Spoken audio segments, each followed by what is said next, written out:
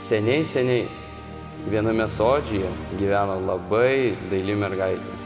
Ji buvo tokia graži, jog visi, kas tik tai ją pamatydavo, gėrėjosi. Labai ją mylėjo ir lepino mamytę, bet dar labiau senelę, kuri gyveno gretimame kaime. Senelė dovanojo jai raudoną kepuraitę ir kai mergaitė jau užsidėdavo, būdavo dar gražesnė. Ir praminė ją visi nuo to laiko raudonąją kepuraitę. Raudonkepuraitė – viena garsiausių pasaulio pasakų. Manoma, kad istorija kilo iš liaudies pasakų, o pirmoji rašytinė versija priklauso Šarliui Pero. Vėliau ją užrašė ir broliai Grimai. Pagrindinis pasakos moralas – nekalbėk su nepažįstamais. Bet šiandien jūs sužinosite tikrą ir nepagražintą raudonkepuraitės istoriją.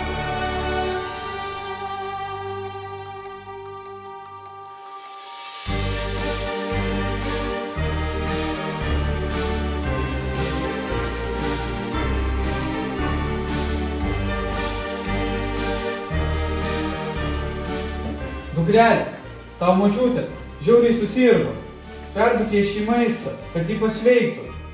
Ir žiūrėk, būk atsargi, nes miške vaikšto vilkas, jisai labai pavojingas, jisai gali tave suėsti. Ir perspėju, jeigu tu viršysi greitį su paspirtuku, tai bus tau paskutinis kartas, kai tu važinėjai su juo. Gerai, mamytė, perduosiu savo močiutei maistą, jinai tikrai pasveiks. Ir saugosiuos nuo vilko, ir greičio neviršysiu, aš atsakingai vairuoju. Aš tas labai lauksiu, dukrelė, aš tave labai myliu. Prižadu grįšiu, aš ir tave labai myliu.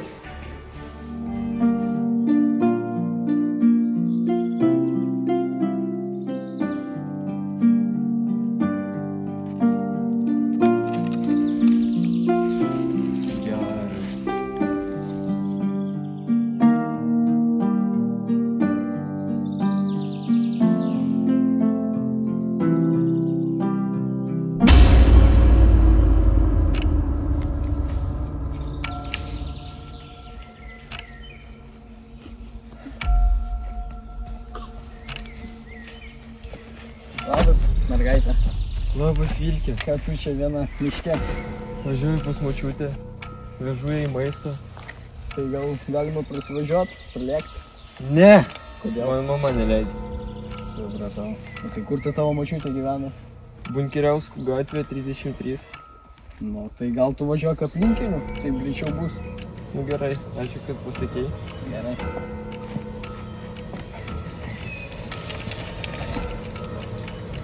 Aš vis tiek pirmas atvažiuosiu.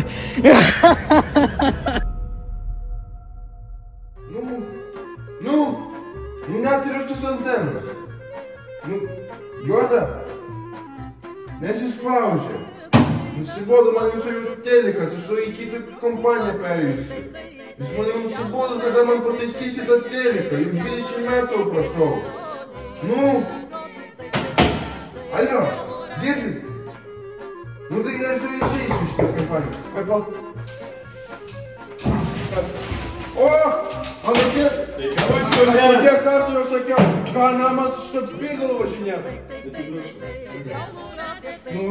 Kaip sakėsi, kaip davažiavai? Ir per žinę sako, kad atsirado miške banditai. Nesutikai jų?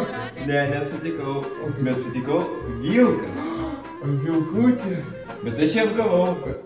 Kaip suprasti? Ir jisai prašė tavo namų adresą, bet aš jam daviau bunkerio. Tu ką, durna? Taigi ten ir esi šitie banditai. Greitai einam, man jis reikalingas, jis nors vienas, kuris mes myli. Atvažiuoji tiesiog, o ne dėl mano pensijos. Greit sakai, kur? O tai važiuojam, kur, ko mes sėdėsim?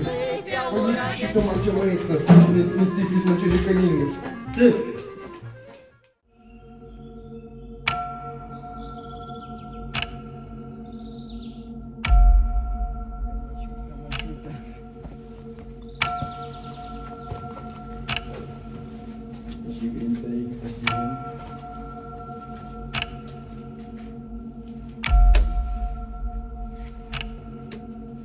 Aš taip. Klausyk, apiplėšėm tą banką, bet girdėjau, ieško mūsų, paieškomi. Tai kad nusispjauk. Ne pirmas ir ne paskutinis žmogus, kurį mes žudėm. Šiandien galim dar vieną apiplėšti. Tai gerai. Tai sakyk planą savo. Močiutė.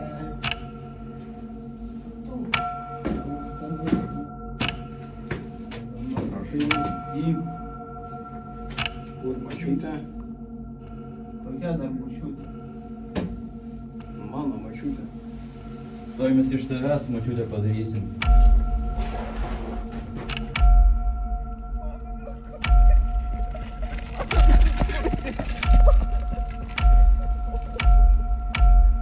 Aš tu panašus į močiutę?